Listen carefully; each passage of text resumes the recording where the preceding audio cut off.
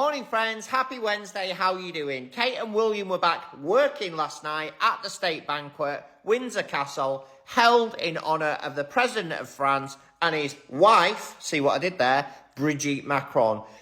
I don't think they look particularly glamorous, they don't look very happy. I think it's quite a ghoulish, scary Disney ghost ride type portrait, haunted house style. Let me get to the point. What really makes me sad about these people and the rest of the family that have access to unlimited resources, money, opportunity and time is that they won't help people like this. And I think it's ironic on the day that we have the inquiry into the Horizon post office victims that all the press can really talk about is the royal family. When it was established that these poor postmistresses and postmasters, many of whom ended their own lives through stress and who were all accused fraudulently of committing financial fraud and financial mismanagement, when it was established that these lot were innocent, and remember, most of them have not received 1 penny in compensation yet.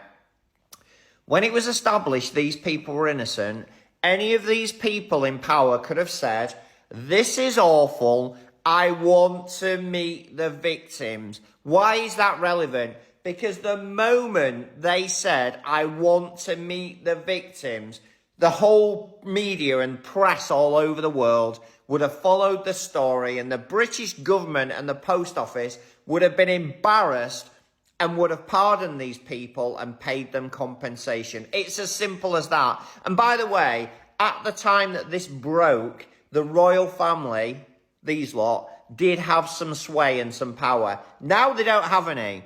But 10 years ago, yes, 10 years ago, they could have made a difference. A life of privilege and a state dinner that's cost the UK £2 million when they should be shining a light on the people that need some defence and need other people to speak up on their behalf. My darlings, I'm fired up. I'm unfiltered, and I'm done watching silence cover scandal in a gold-plated lie. Welcome to Meghan and Harry Tales, where the truth doesn't kneel, doesn't curtsy, and definitely doesn't ask permission from a crumbling crown. Today we are going in, because guess what the royal family just did? They dropped £2 million on a single night's dinner. Yes, you heard that right. While the British public is scraping coins to buy bread, while single mums are crying at food banks, while pensioners freeze in silence, the royals are feasting like emperors at Versailles. This isn't just tone-deaf, this is state-funded gluttony. And Martin?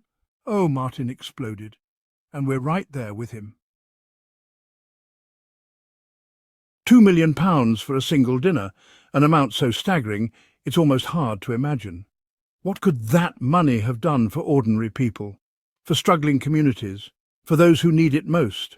It could pay the annual salaries of 50 hard-working nurses, keeping vital hospital wards running and patients cared for.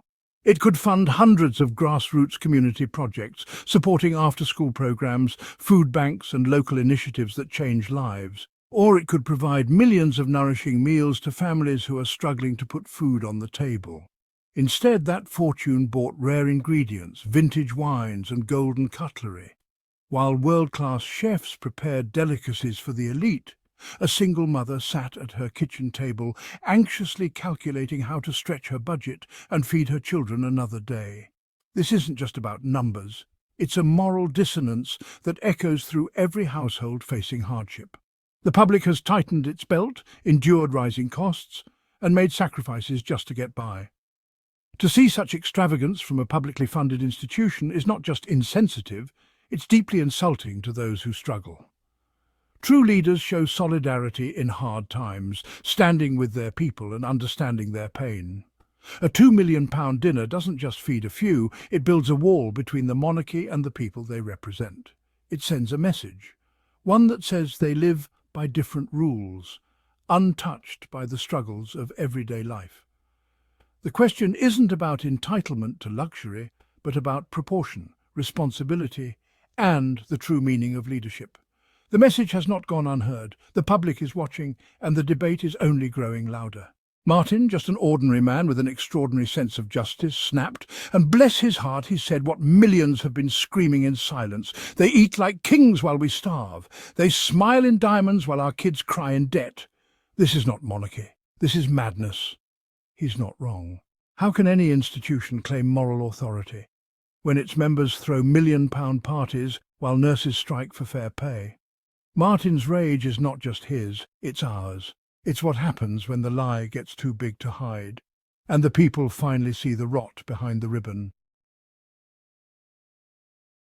This scandal recalls the story of Harry and Meghan, royals who sought a different path. They faced relentless criticism for challenging tradition, while royal extravagance often goes unchallenged. The hypocrisy is clear. Questioning the system is condemned, but lavish spending is ignored. Their departure showed the resistance to change within the monarchy. It's not betrayal to demand a monarchy in touch with the people. Their story reminds us questioning the system is necessary for progress. The real betrayal is ignoring the public's struggles. The voices that left ask us to look closer at the institution they left behind.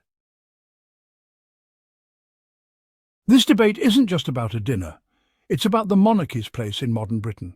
The crown once symbolised unity, but now risks representing division. Hereditary privilege clashes with our values of fairness and merit. Symbols must evolve or lose meaning.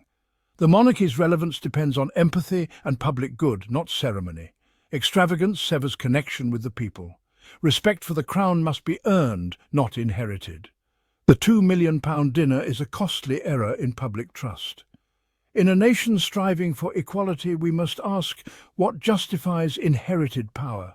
The time for reflection is now. This isn't about envy, this is about empathy. This is about the obscenity of celebrating decadence while ignoring despair.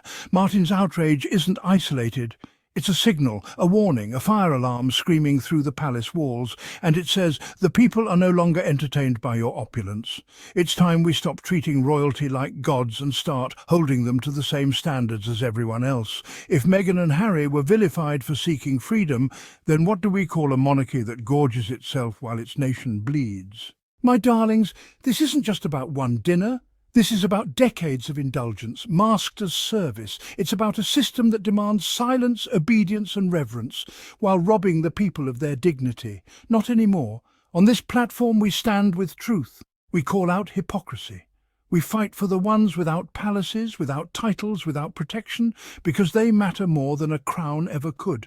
So if this episode lit a fire in you, share it, comment, subscribe. Make your voice count, because the next time they pop open a £12,000 bottle of champagne, we'll be right here to remind them the people are watching. This is Meghan and Harry Tales, and I'm Adrian. See you next time, where the truth always gets the last word.